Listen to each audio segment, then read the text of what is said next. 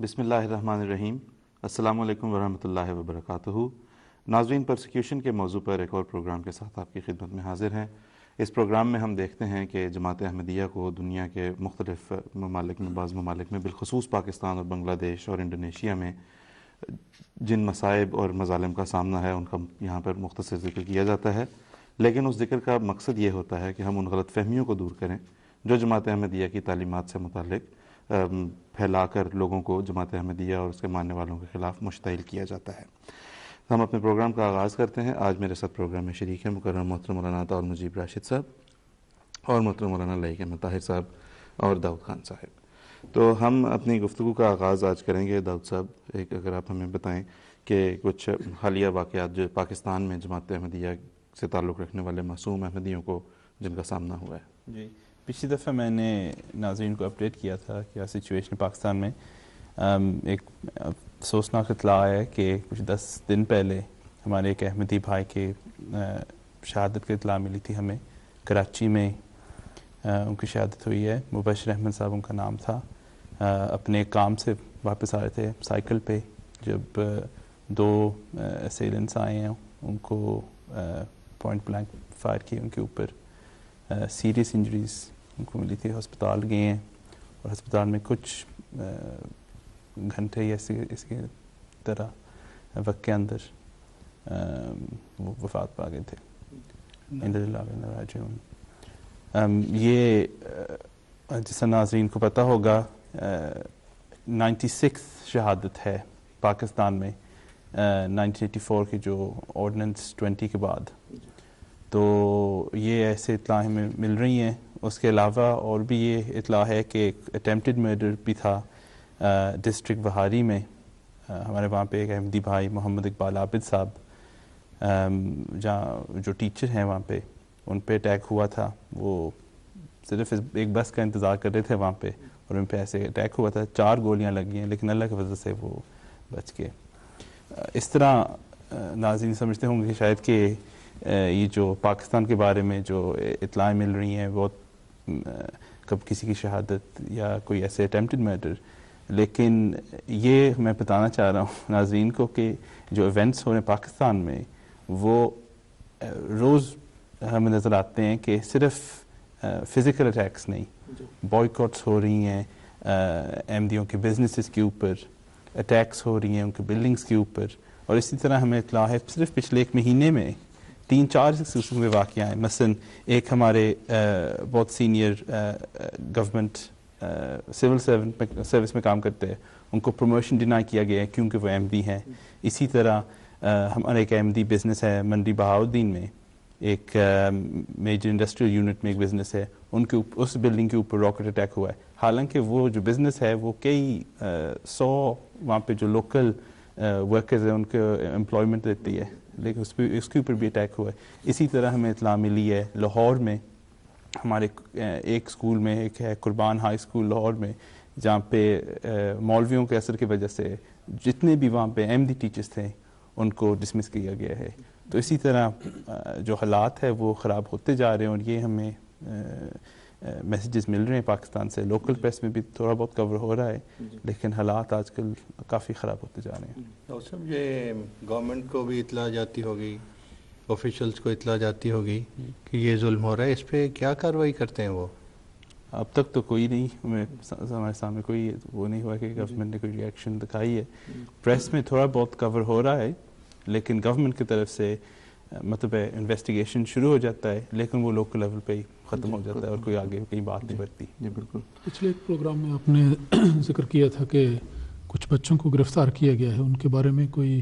جی، اس کا اپڈیٹ یہ ہے کہ ابھی تک وہ قید ہیں ڈیرہ غازی خان میں ایک جیل کے اندر. اب 6 ہفتے ہو چکے ہیں. پچھلی دفعہ میں نے ناظرین کو اپڈیٹ دیا تھا کہ وہ اپنے امتحانوں کی تیاری کر رہے ہیں. ابھی تک یہی ہے کہ ان کو ابھی تک قید رکھا ہے. 6 ہفتے ہو گئے ہیں. ان کو ہیومن رائٹس آرگنائزیشنز ان کو ساتھ کمیونیکیٹ کرنے کی کوشش کرے لیکن لوکل پولیس ان کو کرنے نہیں دے رہے اور سچویشن میں کوئی امپروومنٹ نہیں ہے. یہ ایک ہمیں لوکل پریس کے ذریعے یہ ہمیں اطلاع ملی ہے کہ اس لیے وہ ان کو ابھی تک رکھ رہے ہیں کیونکہ ایویڈنس اب پولیس اس ایویڈنس کو حاصل کرنے کی کوشش کر رہے ہیں. تو یہ لوکل پریس میں بھی یہ بات آئی ہے تو یہ بس ایک حیرانی کی بات ہے کہ ابھی تک اور یہ ایک سچویشن کا ہائی لائٹ بھی کرتا ہے کہ ایک فضول الزام پہ انہوں نے ظلم کی انتہا دیکھنی چاہیے کہ ایویڈنس کی ابھی تلاش ہو رہی ہے اور کارروائی پہلے ہو چکی ہے. جی بالکل 6 ہفتوں سے قید ہے. اور یہ ایک بیسک جو پرنسپل ہے کرمنل لا کا کہ انسنٹ انٹل پروون گلٹی، اس کی ڈائریکٹ وائلیشن میں چل رہی ہے. جی بہت شکریہ داؤد صاحب. ناظرین جس طرح بھی آپ نے سنا ہے داؤد صاحب نے کچھ واقعات کا ذکر کیا ہے جو پاکستان میں معصوم احمدیوں کو صرف اس لیے جہاں پہ ظلم اور زیادتی کا نشانہ بنایا گیا ہے کہ وہ حضرت اقدس محمد مصطفیٰ صلی اللہ علیہ وسلم کے حکم کی تعمیل میں آخری زمانے کے امام رہے ہیں. اور جس طرح بھی بات ہوئی کہ ان باتوں کے تذکرے کا جو مقصد ہے وہ یہ ہے کہ ہم ان غلط فہمیوں کو دور کریں، کیونکہ اس سے جہاں تک جماعت احمدیہ کے حوصلے کی بات ہے وہ تو کبھی بھی پست نہیں ہوا، نہ ایسے واقعات سے کبھی پست ہو سکتا ہے.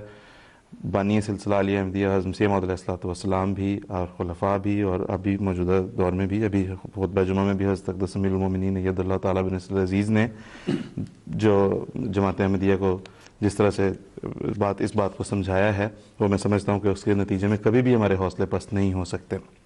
لیکن ان باتوں کے تذکرے کا واحد مقصد یہ ہے کہ ہم ان غلط فہمیوں کو دیکھیں جو جو جماعت احمدیہ کی تعلیمات کے بارے میں پھیلائی گئی ہیں، غلط سلط باتیں جماعت احمدیہ کی تعلیمات کے بارے میں. تو امام صاحب اگر ہم یہاں پہ بات کو آگے چلاتے ہیں، پھر پچھلے کچھ پروگرام سے ہم جو اپنے ویورز کی طرف سے جو اعتراضات ملتے ہیں ان پہ ہم بات کرتے ہیں. ہمیں ایک اور اعتراض جو ملا ہے وہ یہ ہے کہ جہاں حضرت اقدس مسیح موعود علیہ الصلوۃ والسلام نے حضرت عیسیٰ کے نزول کے بارے میں حدیث کا حوالہ دیا ہے، وہاں پہ من السماء کے الفاظ حذف کر دیے ہیں. اگر اس پہ آپ اس حوالے کا حل اور اس اعتراض کا جواب دینے سے پہلے میں یہ عرض کرنا چاہتا ہوں کہ جماعت احمدیہ کے بانی حضرت اقدس مسیح موعود علیہ الصلوۃ والسلام نے 80 سے زائد 85 کے قریب کتابیں لکھی ہیں اور بڑی تفصیل کے ساتھ مختلف مسائل کو بیان کیا ہے قرآن مجید اور حدیث کے دلائل دیتے ہوئے. ان دلائل پر مشتمل اتنی کثیر کتابوں میں سے غیر احمدی دوست بڑی جستجو لگائی رکھتے ہیں کہ کسی جگہ سے انہیں کوئی معمولی سی کوئی کمی، کوئی صاحب کتابت یا کچھ ایسی چیز مل جائے جس کو وہ اچھال لیں. لیکن عجیب بات یہ ہے اور اللہ تعالیٰ کی تائید و نصرت کا نشان ہے کہ اللہ تعالیٰ کے فضل سے مسیح موعود علیہ الصلوۃ والسلام کی کتابوں میں سے کوئی بھی ایسا وزنی اور حقیقی اعتراض وہ اٹھانے کے قابل نہیں. جو بھی اعتراض لیا جائے اس کا جواب اسی کتاب میں چند صفحات پہلے دیکھیں بعد دیکھیں وہ جواب وہاں پہ مل جاتا ہے. بعض اوقات اسی کتاب میں بالکل اسی صفحے پر اس کا جواب نظر آ جاتا ہے اور اس لحاظ سے ہر بات ہی ان کی بے بنیاد ثابت ہوتی ہے. بہرحال اس بنیاد کے بعد میں اس سوال کو لیتا ہوں جو کسی سائل نے پیش کیا ہے. ان کا کہنا یہ ہے، میں سوال کو دوبارہ دہرا دیتا ہوں، ان کا کہنا یہ ہے کہ حضرت اقدس مسیح موعود علیہ الصلوۃ والسلام نے اپنی کتاب حمامۃ البشریٰ میں اس کے صفحہ 146 اور 148 پر ایک حدیث درج کی ہے. حضرت مسیح موعود علیہ الصلوۃ والسلام نے اس کے لیے ایک کتاب کا نام درج نہیں کیا، لیکن صرف ذکر کیا ہے کہ حدیث میں یہ بات ذکر ہے. کیا ذکر ہے کہ الفاظ اس حدیث کے جو وہ معترض نے بیان کیے ہیں وہ ہیں ینزل اخی عیسی ابن مریم من السماء علی جبل عفیق. ان کا کہنا یہ ہے کہ جب مسیح موعود علیہ السلام نے یہ حدیث اس کتاب میں درج کی ہے حمامۃ البشریٰ میں، تو آپ نے باقی حدیث تو درج کر دی لیکن درمیان میں من السماء کے الفاظ درج نہیں کیے. اور اس پر جیسا غیر احمدیوں کی عادت ہے اپنے وہ جذبات کا اظہار اور اشتعال کا جو سامان کرتے ہیں کہ دیکھیے کتنی بددیانتی کر دی ہے، کتنا ظلم کر دیا ہے کہ درمیان میں سے 2 الفاظ نکال لیے، اس لیے کہ وہ ان کے مفید مطلب نہیں تھے. کیونکہ جماعت احمدیہ تو یہ یقین نہیں رکھتی نہ حضرت عیسیٰ علیہ السلام آسمان پر گئے نہ وہاں سے آنا ہے، تو اس لیے وہ کہتے ہیں کہ اپنا مطلب پورا کرنے کے لیے گویا نعوذ باللہ حدیث کے اندر تحریف کر دی. اب اس قسم کے غلط اعتراضات اٹھا کر جب ان کے اس اعتراض پر تحقیق کی گئی تو یہ پتہ لگتا ہے کہ یہ معترض کا ایک تو خیانت کا نمونہ ہے اور دوسرا اس کی بددیانتی کا شاہکار ہے. یہ اعتراض بظاہر بڑا عجیب لگتا ہے کہ کس طرح 2 الفاظ کو نکال دیا، باقی حدیث دے دی، اور دراصل انہوں نے ایک دھوکہ دہی کی ایک مکروہ کوشش کی ہے. جب اس کی تحقیق کی گئی تو پتہ لگا کہ یہ حدیث کی ایک کتاب کنز العمال میں درج ہے.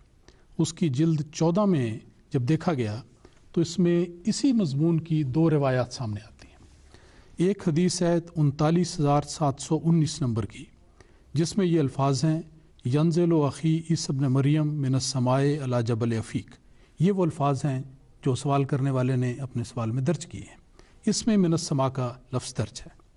اس بنا پر انہوں نے بڑا تمطراق سے اس بات کو اعتراض اٹھایا ہے کہ من السماء کے الفاظ درج نہیں کیے.